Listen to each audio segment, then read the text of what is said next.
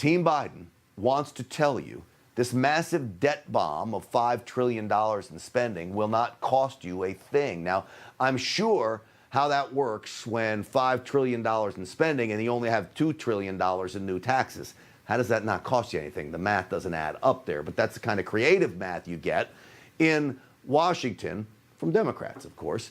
In order to spend that kind of money, the debt ceiling, the limit on how much we can borrow, needs to be raised, which is what they are just about to do now. So what does Republican Senate Minority Leader Mitch McConnell do? As we mentioned, he caves when we have all the power, agreeing to a short-term suspension of the debt ceiling instead of forcing the Democrats to act on their own. This is bad.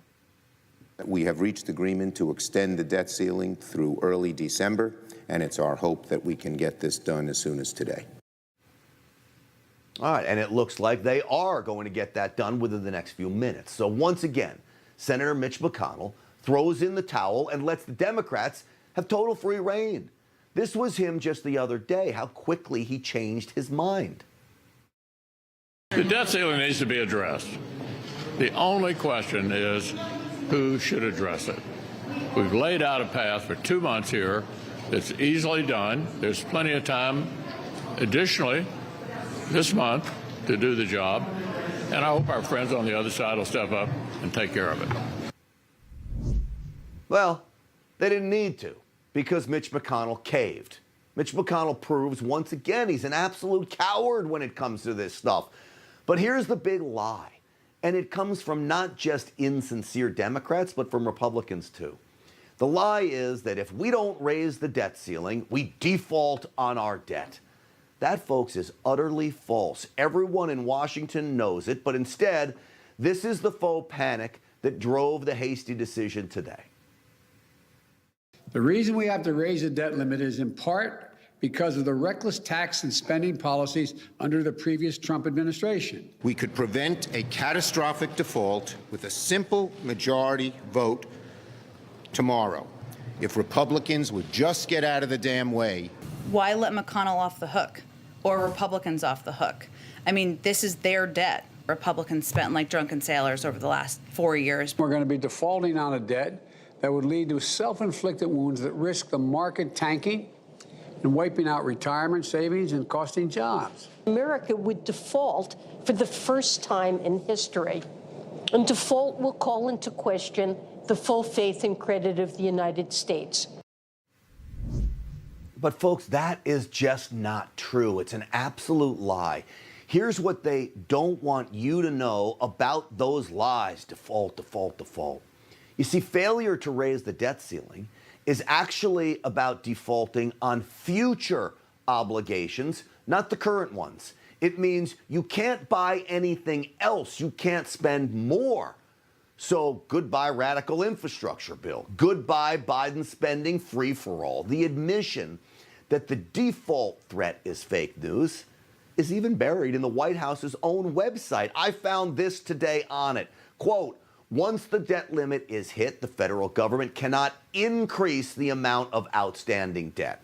Therefore, it can only draw from any cash on hand and spend its incoming revenues. You see, current debt isn't affected, only increases of it. So what better way to balance the budget to turn off Washington's financial fire hose? It needs to happen, but Mitch McConnell is too scared of the political ramifications to do what is right.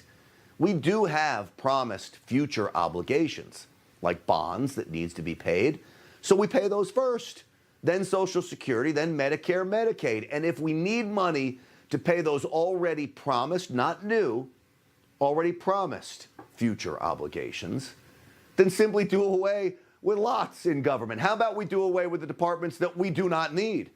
We start with the Department of Education, move on to the Department of Commerce, Department of Environmental Protection, and yes, even the Department of Energy. Just wipe them out.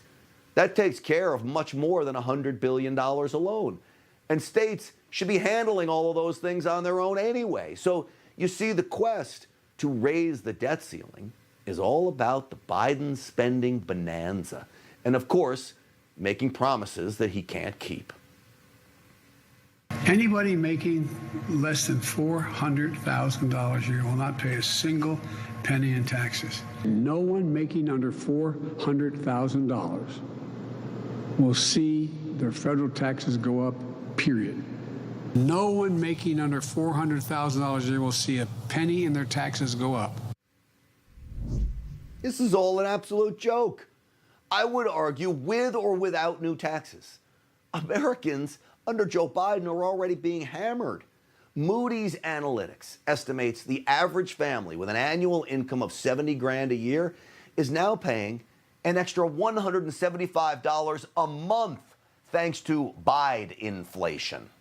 Supply shortages, combined with the already fanatical excessive government spending, amounts to a massive added tax on the American family. Gas is up $1 a gallon. Poultry has doubled. A 12-pack of Pepsi is over $2.50 when it used to be a lot less. Coffee, milk, cheese, all up significantly too. That hurts. So remember, the only reason Democrats desperately want the debt ceiling raised is so they can continue to spend even more money. $5 trillion to be exact. Those prices on your gas, your chicken, your milk, your cheese, all will continue to skyrocket. Your taxes will spike too. All because Republicans in Congress right now are allowing the left to hijack your wallets.